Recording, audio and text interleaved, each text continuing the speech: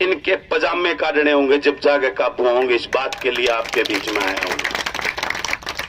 आज समय आ गया है, किसान मजदूर को, मेरा वर्ग, छोटे व्यापारी को और युवा को, इन सब का चेहरा आपके सामने है। अब फैसला आपको लेना होगा। आपको यह संकल्प लेना होगा कि विधानसभा में आप अपने उस बेटे को और उस पढ़े लिखे ईमानदार, जिसको इस मिट्टी और पसीने की खुशबू का पता हो, उसको विधानसभा में अपना वकील बनाकर भेजना, ताकि आपको यहां टेंट लगा के ना बैठना पड़े। आपका वो वकील विधानसभा में अपनी वकालत करके आपकी और आपको आपके हक दिलाने का काम करे। ये वंशवाद, ये राजाशाही, ये दिल्ली के महलों से, बड़े बड़े महलों से कबूतर उड़ के आते हैं और आपके यहां दाना चुग के वापस महलों में चले जाते हैं। इनको नहीं पता जो दाना तुम चुग के आए हो, वो किसान कितनी मेहनत और पसीने और कष्ट से उसको पैदा करता है, इस देश का पेट भरता है। लेकिन वो अब वक्त आ गया है, उन कबूतरों को लठ लेकर खड़े हो जाओ, उनको यहां बैठने नहीं देना, उल्टा दिल्ली भेजने का काम करना है। कितना बड़ा दुर्भाग्य है, इस प्रदेश का गृह मंत्री ये कहता है पीपली में मेरे बुजुर्गों पर लाठियां बाजी गई, और वो होम मिनिस्टर, गृह मंत्री ये कहता है लाठी चार्ज हुआ ही नहीं।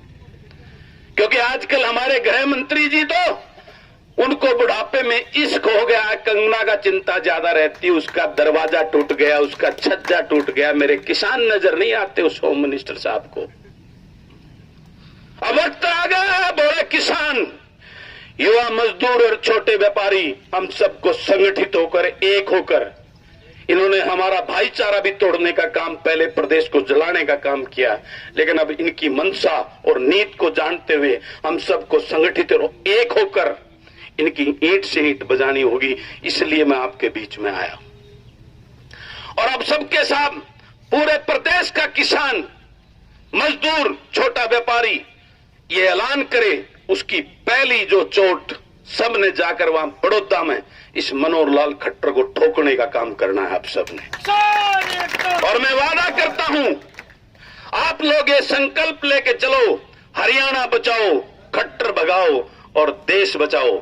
निश्चित रूप से आप इसमें कामयाब होंगे। आपका ये बेटा है, आपका भाई, आखिरी खून का कतरा इसके लिए, आपके लिए बहाने को तैयार खड़े आपके सामने।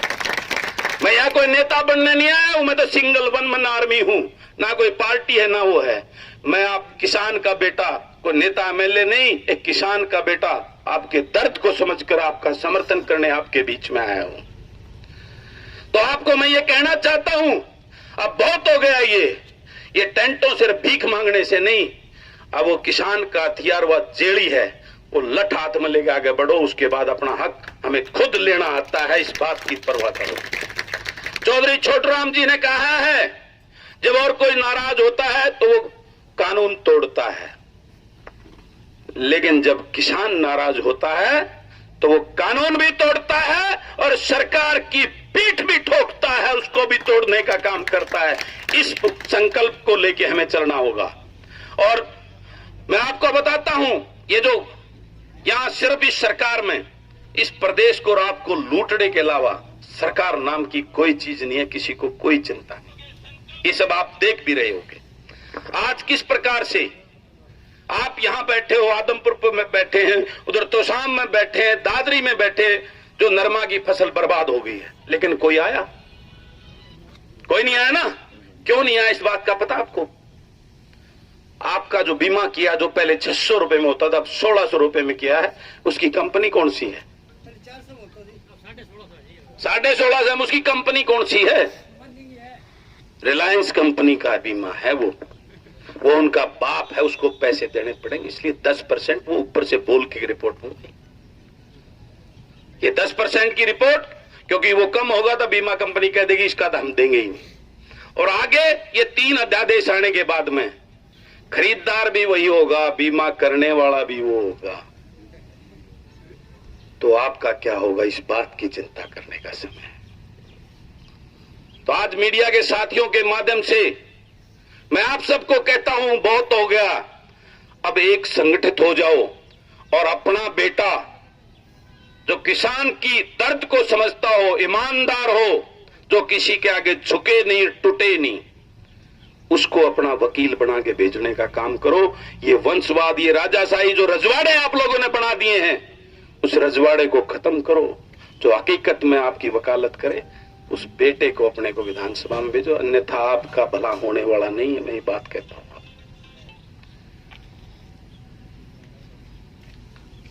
आपने सबने देख लिया होगा, अब सबका चेहरा आपके बीच में आ रहे होंगे, आपके साथ रोज अपने बड़े बड़े ड्राइंग रूमों में से एसी कमरों में बैठकर प्रेस नोट जारी कर रहे हैं। हम ये करेंगे, 3 अध्यादेश लागू नहीं करेंगे, उसमें ये करो। किसान दे रहे ना, दे रहे हैं ना। लेकिन वहां पीपली, जब उस बुजुर्ग के लाठियां पड़ रही थी, वहां कोई पहुंचने के लिए नहीं पहुंचा। वहां पे उस किसान के साथ खड़ा नहीं हुआ जो सड़क पे पिट रहा था। एक 80 साल का बुजुर्ग, उसको बेटे को बाप से पिटवा दिया, बाप को बेटे से पिटवा दिया, भाई को भाई से पिटवा दिया। क्योंकि वो पुलिस वाले कौन है? वो किसान मजदूर के बेटे हैं, नेताओं के बेटे पुलिस में नहीं है। तो इसका बदला, वो एक एक लाठी जो उस किसान पे पड़ी है, उसका आपको बदला लेना है, भूलना नहीं है।